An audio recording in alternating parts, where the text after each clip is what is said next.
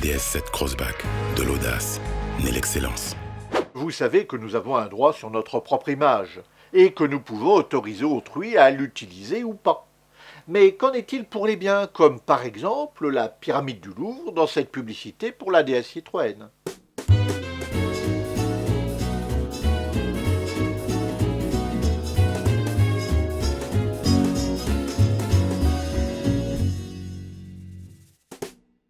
Dans cette publicité, l'image de la voiture n'est évidemment pas en cause puisqu'elle appartient à Citroën. Mais qu'en est-il de celle de la pyramide du Louvre ? Le principe, c'est que si un bâtiment est visible de la voie publique, alors vous pouvez le photographier. Et non seulement vous pouvez le photographier, mais en plus vous pouvez utiliser librement cette photo, y compris commercialement. La chose a été jugée plusieurs fois. Par exemple, le propriétaire de la maison au volet bleu dans le Marais Poitevin, un fort bel endroit à visiter au demeurant. Eh bien, ce monsieur n'appréciait pas que de nombreux commerçants utilisassent l'image de sa maison.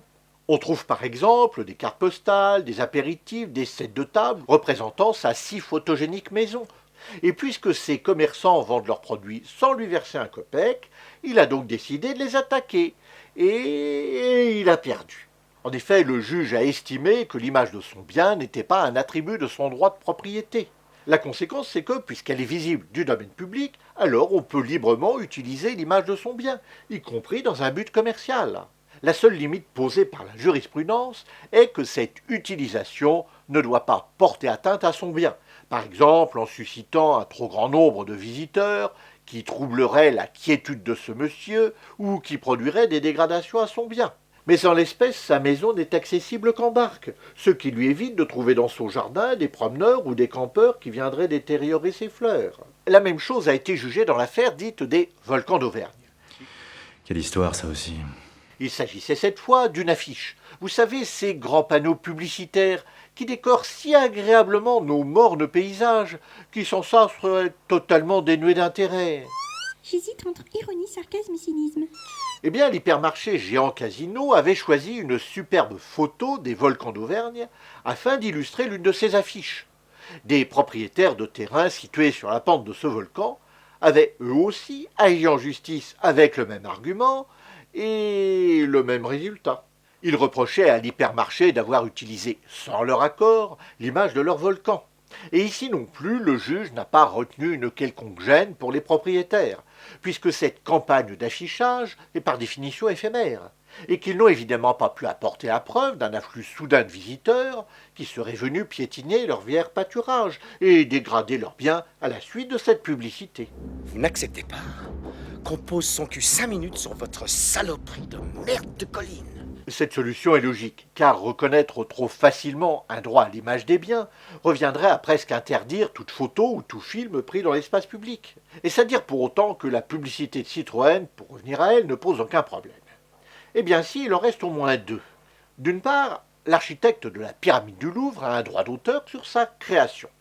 C'est du moins ce que nous dit l'article L112.2 du Code de la propriété intellectuelle. Alors attention, pour mériter cette protection, la jurisprudence impose que l'ouvrage architectural soit original, au sens juridique du terme. Il faut pour ça qu'il présente un caractère artistique certain, une forme particulière en d'autres termes, et qu'il ne s'agisse pas d'une construction en série. Bon, avec la pyramide du Louvre, nous sommes clairement dans cette hypothèse. Il y a fort à parier qu'un juge éventuellement saisi reconnaisse à cet ouvrage son caractère original. Mais attention, nous n'en sommes pas encore quittes avec le droit pour autant. En effet, depuis quelques années, une nouvelle contrainte juridique est venue s'ajouter à l'affaire. Rassurons-nous, elle ne concerne qu'une courte liste de bâtiments. Il s'agit du droit à l'image des domaines nationaux. C'est une innovation de la loi du 7 juillet 2016 relative à la liberté de la création, à l'architecture et au patrimoine. Ce texte reconnaît aux propriétaires de ces domaines un droit sur la gestion de leur image. Ça veut dire que si vous désirez utiliser l'image de l'un de ces domaines nationaux dans un but commercial, alors il faudra en demander l'autorisation à son propriétaire. Et celui-ci pourra vous la donner éventuellement contre espèce sonnante et trébuchante. Le nombre des domaines nationaux n'est pas grand actuellement. Ils sont au nombre de 16. Mais rien ne dit que la liste ne continuera pas de s'allonger à l'avenir. D'autant plus que les propriétaires de monuments privés commencent eux aussi à réclamer le même droit. Même si pour le moment l'article du Code du patrimoine ne les concerne pas, il s'appuie sur l'existence de ce texte pour demander eux aussi aux législateurs le droit de monnayer à l'avenir, le droit d'utiliser l'image de leur monument. Vous le voyez, ici encore, comme c'est souvent le cas en droit, il s'agit de concilier deux intérêts antagonistes, ceux des propriétaires des biens photographiés d'une part, et notre intérêt à tous d'autre part. Ceci afin que nous puissions continuer librement de filmer ou photographier dans l'espace public, sans crainte d'être poursuivis par un propriétaire avide ou irascible. Il parle bien, on voit qu'il a fait les écoles. En effet, il faut veiller à ce que l'image de tous les biens qui sont visibles depuis l'espace public ne soit pas exagérément confisquée par la sphère privée. Mais pour le moment, hormis les exceptions que je viens de vous expliquer, vous pouvez tranquillement continuer de photographier et de filmer avec votre téléphone.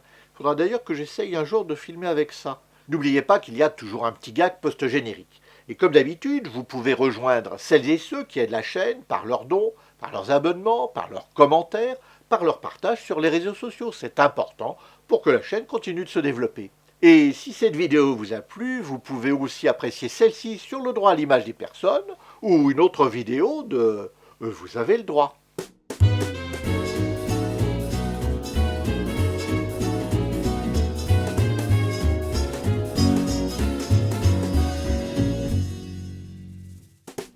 En attendant, je vais continuer d'utiliser mon appareil photo habituel.